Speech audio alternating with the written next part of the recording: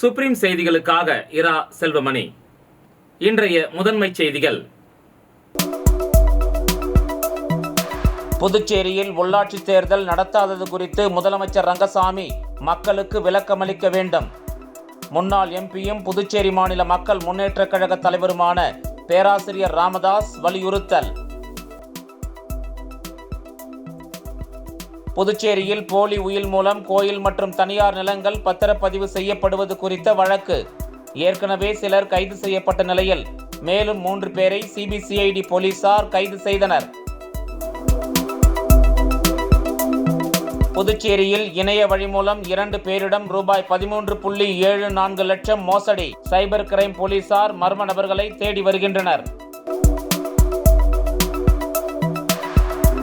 இனி விரிவான செய்திகள்.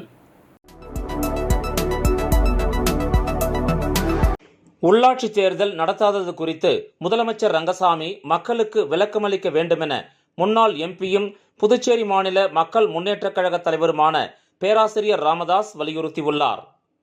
இது தொடர்பாக அவர் வெளியிட்டுள்ள அறிக்கையில், கடந்த 13 ஆண்டுகளாக புதுச்சேரி அரசு தேர்தலை நடத்தாமல் உள்ளாட்சி அரசை முடக்கி வைத்துள்ளது.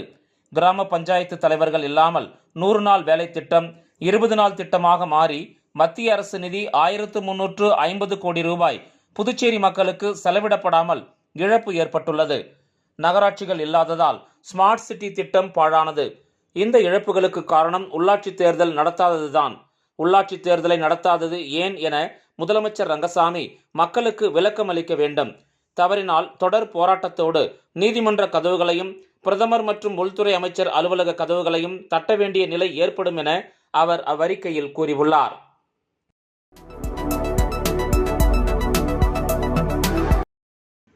புதுச்சேரியில் போலி உயில் மூலம் கோயில் மற்றும் தனியார் நிலங்கள் பத்திரப்பதிவு செய்யப்படுவது குறித்த வழக்கில் ஏற்கனவே சிலர் கைது செய்யப்பட்ட நிலையில் மேலும் 3 பேரை சிபிசிஐடி போலீசார் கைது செய்தனர். புதுச்சேரியில் கோயில் நிலம் மற்றும் தனியார் நிலத்தை சிலர் போலி உயில் தயாரித்து உழவர்கரை பத்திரப்பதிவு அலுவலகத்தில் பதிவு செய்திருப்பது தெரிய வந்தது. இது தொடர்பாக சிபிசிஐடி பிரிவில் புகார் அளிக்கப்பட்டது. அதன்படி சாரம் பகுதியில் 2 கோடி ரூபாய் மதிப்புள்ள தனியார் இடத்தை போலி உயில் மூலம் பத்திரப்பதிவு செய்ததாக ரவிச்சந்திரன் மற்றும் அவரது மனைவியை சிபிசிஐடி போலீசார் கைது செய்தனர். அவர்களுக்கு போலி ஆவணங்கள் வழங்கி உதவியதாக பத்திர எழுத்தர் மணிகண்டன், சித்தார்த்தன், மஞ்சினி ஆகியோரை சிபிசிஐடி பிரிவினர் கைது செய்தனர். இந்த வழக்கில் மேலும் சிலர் சம்பந்தப்பட்டிருப்பது தெரியவந்ததை அடுத்து அவர்களையும் கைது செய்ய நடவடிக்கை எடுக்கப்பட்டுள்ளதாக போலீசார் தெரிவித்தனர்.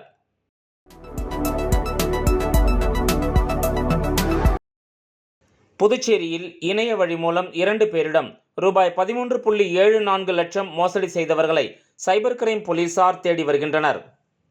புதுச்சேரி மணக்குப்பத்தைச் சேர்ந்தவர் அசோக்குமார். இவரை தொடர்பு கொண்ட நபர் தன்னை அதிகாரி என அறிமுகம் செய்து கொண்டார். உங்கள் மீது துன்புறுத்தல் வழக்கு போடப்பட்டுள்ளது, அதனால் ஆதார் எண், தொலைபேசி எண் ஆகியவற்றை தடை செய்துள்ளதாக கூறினார். இந்த வழக்கிலிருந்து விடுவிக்க வேண்டுமானால் பணம் கொடுக்க வேண்டுமென கூறினார். அதற்கு பயந்து அவர் 13 லட்சம் ரூபாயை அனுப்பி ஏமாந்தார். தர்மாபுரியைச் சேர்ந்தவர் முத்துக்குமார். இவரை வாட்ஸ்அப் மூலம் தொடர்பு கொண்ட நபர் வெளிநாட்டில் வேலை வாங்கி தருவதாக ஆசை வார்த்தை கூறினார். அதனை நம்பி அவர் 74,000 ரூபாயை அனுப்பி ஏமாந்துள்ளார். இது குறித்த புகார்களின் பேரில் சைபர் கிரைம் போலீசார் வழக்கு பதிந்து மர்ம கும்பலை தேடி வருகின்றனர்.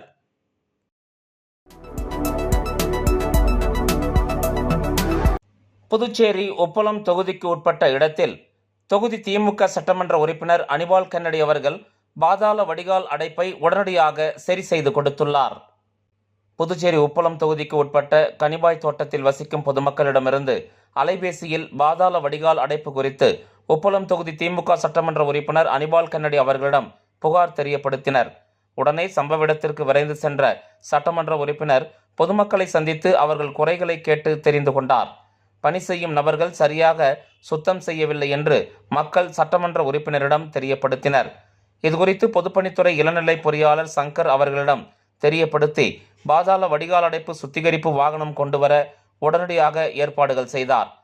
சட்டமன்ற உறுப்பினர் அனிபால் கென்னடி அவர்கள் பணிகளை கண்காணித்து மேற்பார்வையிட்டார்.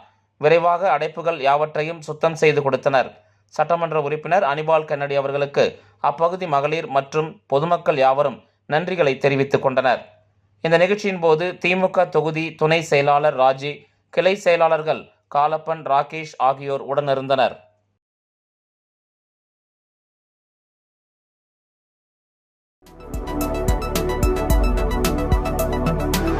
பாராளுமன்ற உறுப்பினரும் விடுதலை சிறுத்தைகள் கட்சியின் தலைவருமான தொல் திருமாவளவனின் 62வது பிறந்த நாளை முன்னிட்டு அபிஷேகப்பாக்கத்தில் கபடி போட்டி நடைபெற்றது.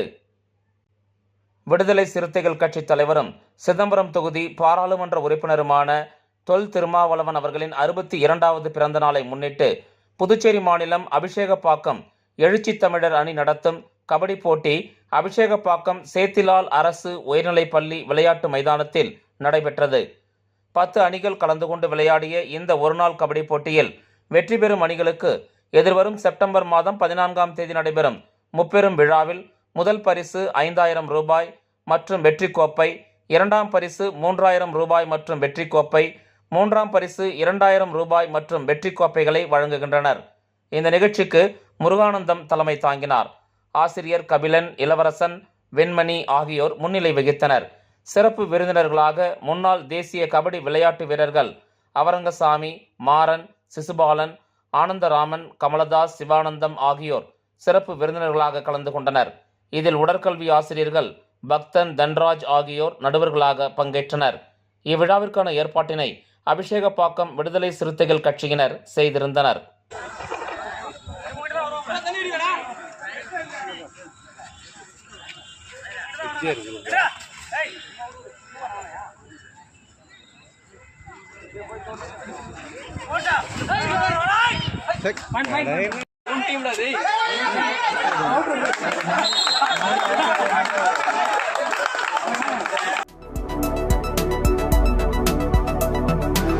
இளநிலை மருத்துவ படிப்புகளுக்கான திருத்தப்பட்ட வரைவு தரவரிசை பட்டியல் இணையதளத்தில் வெளியிடப்பட்டுள்ளது.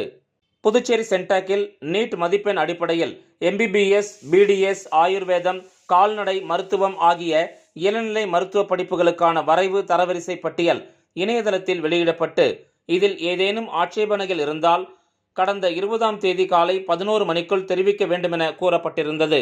அதன்படி விண்ணப்பதாரர்கள் ஆட்சேபனைகள் கேட்கப்பட்டு திருத்தப்பட்ட வரைவு தரவரிசை பட்டியல் இணையதளத்தில் வெளியிடப்பட்டது. இத்தகவலை சென்டாக் ஒருங்கிணைப்பாளர் அமன் சர்மா தெரிவித்துள்ளார்.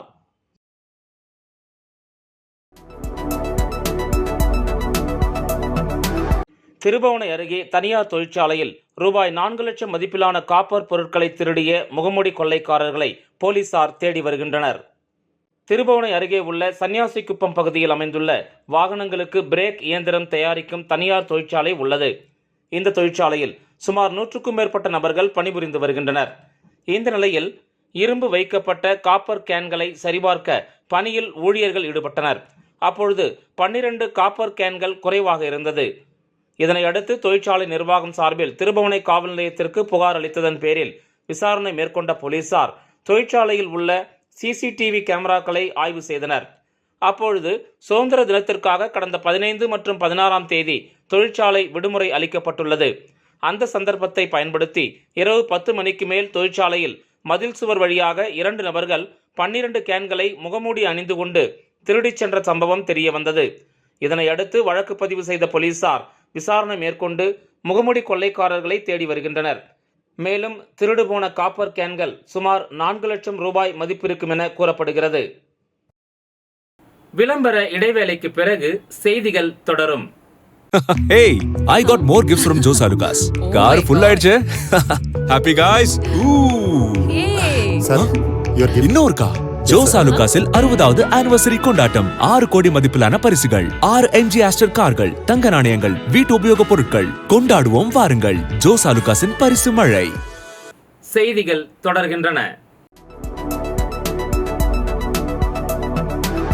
இளைஞர்களை நல்வழிப்படுத்தும் வகையில் புதுச்சேரியில் நடைபெற்ற தென்னிந்திய அளவிலான ஆணழகன் போட்டியில் 100க்கும் மேற்பட்ட ஆணழகன்கள் கலந்து கொண்டு தங்கள் திறமைகளை வெளிப்படுத்தி பரிசுகளை வென்றனர். இளைஞர்களை நல்வழிப்படுத்தும் வகையில் புதுச்சேரியில் நடைபெற்ற தென்னிந்திய அளவிலான ஆணழகன் போட்டியில் 100க்கும் மேற்பட்ட ஆண் அழகன்கள் கலந்து கொண்டு தங்களது திறமைகளை வெளிப்படுத்தினர். இளைஞர்களை நல்வழிப்படுத்தும் வகையில் தென்னிந்திய அளவிலான மிஸ்டர் சவுத் இந்தியா ஆணழகன் போட்டி புதுச்சேரி கடற்கரை காந்தி திடலில் நடைபெற்றது. இந்த போட்டியில் புதுச்சேரி, தமிழகம், ஆந்திரா, கேரளா, கர்நாடகா, தெலுங்கானா உள்ளிட்ட மாநிலங்களைச் சேர்ந்த 100க்கும் மேற்பட்ட ஆண் அழகன்கள் கலந்து கொண்டு வெற்றி பெற்றனர். இந்த போட்டியில் புதுச்சேரி, தமிழகம், ஆந்திரா, கேரளா, கர்நாடகா, தெலுங்கானா உள்ளிட்ட மாநிலங்களைச் சேர்ந்த 100க்கும் மேற்பட்ட ஆண் அழகன்கள் கலந்து கொண்டனர். மிஸ்டர் சவுத் இந்தியா பிரிவில் 75 கிலோ, 80 மற்றும் 80க்கும் மேற்பட்ட எடை கொண்ட ஆணழகன் கலந்து கொண்ட போட்டிகள் 3 பிரிவுகளாகவும், இதேபோன்று மிஸ்டர் பாண்டிச்சேரி பிரிவில் 60 கிலோ, 70 கிலோ மற்றும் 80 கிலோ என 3 பிரிவாக கலந்து கொண்டு தங்களது திறமைகளை வெளிப்படுத்தினர். இதில் மிஸ்டர் சவுத் இந்தியனாக திண்டுக்கல் தினேஷ் மற்றும் மிஸ்டர் புதுச்சேரியாக புதுச்சேரியைச் சேர்ந்த மணிவண்ணன் ஆகியோர் தேர்வு செய்யப்பட்டனர். மிஸ்டர் தென்னிந்தியா பரிசை பெற்ற தினேஷுக்கு 1 லட்சம் ரூபாய் பரிசு மற்றும் சுழற்கோப்பையும், மிஸ்டர் புதுச்சேரி பரிசை வென்ற மணிவண்ணனுக்கு 40,000 ரூபாய் ரொக்கமும் மற்றும் விருதும் சான்றிதழும் வழங்கப்பட்டது. மிஸ்டர் பாண்டிச்சேரி 70 கிலோ பிரிவு சாம்பியன், பாண்டிச்சேரி மற்றும் ஒட்டுமொத்த சாம்பியன் பிரிவில் 70 கிலோ பிரிவில் மிஸ்டர் சவுத் இந்தியா தங்கப்பதக்கம் மற்றும் mister south India champion of champion புதுச்சேரியைச் சேர்ந்த ஆணழகன் மணிவண்ணன் பெற்றார். இவ்விழாவில் சிறப்பு அழைப்பாளராக கலந்து கொண்ட உள்துறை அமைச்சர் நமச்சிவாயம் ஆணழகன் போட்டியில் வெற்றி பெற்றவர்களுக்கு பரிசுகளை வழங்கி கௌரவித்தார். இந்த நிகழ்ச்சியில் ஏராளமான பொதுமக்கள் கலந்து கொண்டு ரசித்தனர்.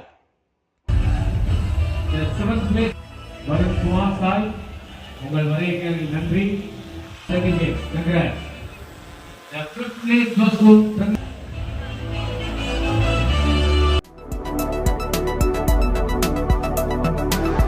காரைக்கால் மாவட்டத்தில் புதிதாக அமைக்கப்பட்டுள்ள போக்குவரத்து சிக்னல்களை புதுச்சேரி போக்குவரத்து துறை முதுநிலை காவல் கண்காணிப்பாளர் ஆய்வு செய்தார்.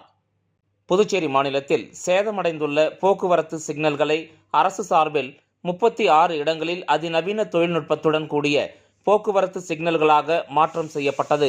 இதனையடுத்து இன்று புதுச்சேரி மாநிலம் காரைக்கால் மாவட்டத்தில் புதிதாக அமைக்கப்பட்டுள்ள போக்குவரத்து சிக்னல்களை புதுச்சேரி மாநில போக்குவரத்து முதுநிலை காவல் கண்காணிப்பாளர் பிரவீன்குமார் திரிபாதி காவல்துறை அதிகாரிகளுடன் ஆய்வு மேற்கொண்டார். அப்பொழுது காரைக்கால் மாவட்டத்தில் போக்குவரத்து நெரிசல் ஏற்படாமல் இருக்க பல்வேறு ஆலோசனைகள் மேற்கொள்ளப்பட்டது. இதனையடுத்து செய்தியாளர்களிடம் பேசிய போக்குவரத்து முதுநிலை காவல் கண்காணிப்பாளர் பிரவீன்குமார் திரிபாதி, புதுச்சேரி மாநிலத்தில் போக்குவரத்து நெரிசலை கட்டுப்படுத்த பல்வேறு பகுதிகளில் புதிதாக போக்குவரத்து சிக்னல்கள் அமைக்கப்பட உள்ளதாகவும், புதுச்சேரி மாநிலம் முழுவதும் குற்றச்சம்பவங்களை தடுக்க சாலைகளில் CCTV கேமரா பொருத்தப்பட உள்ளதாகவும் அவர் தெரிவித்தார்.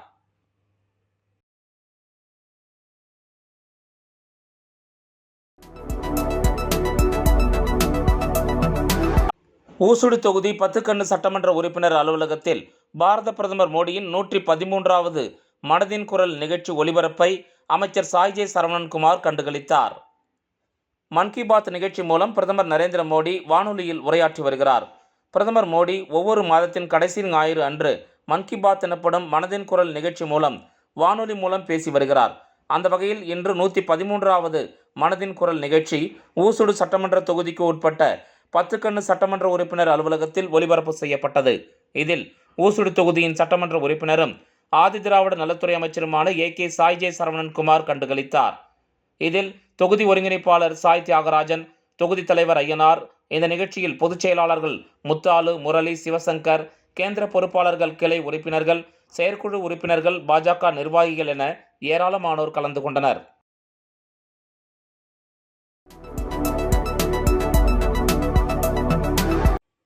சென்னையில் விடுதலை சிறுத்தைகள் கட்சியின் தலைவர் தொல் திருமாவளவனை blessing infotech managing director Dhayalan அவர்கள் நேரில் சந்தித்து பிறந்தநாள் வாழ்த்து தெரிவித்தார். சென்னையில் நாடாளுமன்ற உறுப்பினர் தொல் திருமாவளவன் அவர்களை blessing infotech managing director Dhayalan அவர்கள் மரியாதை நிமித்தமாக சந்தித்து பிறந்தநாள் வாழ்த்துக்களை தெரிவித்தார். இந்த நிகழ்ச்சியின் போது field officer Vinodkumar, accountant management Devanathan ஆகியோர் உடனிருந்தனர்.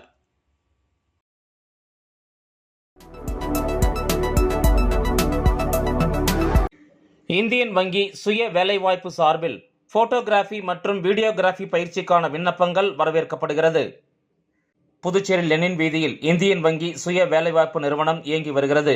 இங்கு போட்டோகிராஃபி மற்றும் வீடியோகிராஃபி பயிற்சிக்கான விண்ணப்பங்கள் வழங்கப்பட்டு வருகிறது. பூர்த்தி செய்யப்பட்ட விண்ணப்பங்கள் வரும் 30ஆம் தேதிக்குள் வந்து சேர வேண்டும். பயிற்சி அடுத்த மாதம் 2ஆம் தேதி துவங்குகிறது. பயிற்சியில் சேருவதற்கு 8ஆம் வகுப்பு படித்திருக்க வேண்டும். 18 வயது முதல் 45 வரை உள்ள இருபாலரும் பங்கேற்கலாம். 30 நாட்கள் நடக்கும் பயிற்சியில் உணவு இலவசமாக வழங்கப்படுகிறது. கிராம பகுதியினருக்கு முன்னுரிமை வழங்கப்படும் என அதில் குறிப்பிடப்பட்டுள்ளது. மீண்டும் முதன்மை செய்திகள். புதுச்சேரியில் உள்ளாட்சி தேர்தல் நடத்தாதது குறித்து முதலமைச்சர் ரங்கசாமி மக்களுக்கு விளக்கமளிக்க வேண்டும். முன்னாள் எம்பியும் புதுச்சேரி மாநில மக்கள் முன்னேற்றக் கழக தலைவருமான பேராசிரியர் ராமதாஸ் வலியுறுத்தல். புதுச்சேரியில் போலி உயில் மூலம் கோயில் மற்றும் தனியார் நிலங்கள் பத்திரப்பதிவு செய்யப்படுவது குறித்த வழக்கு.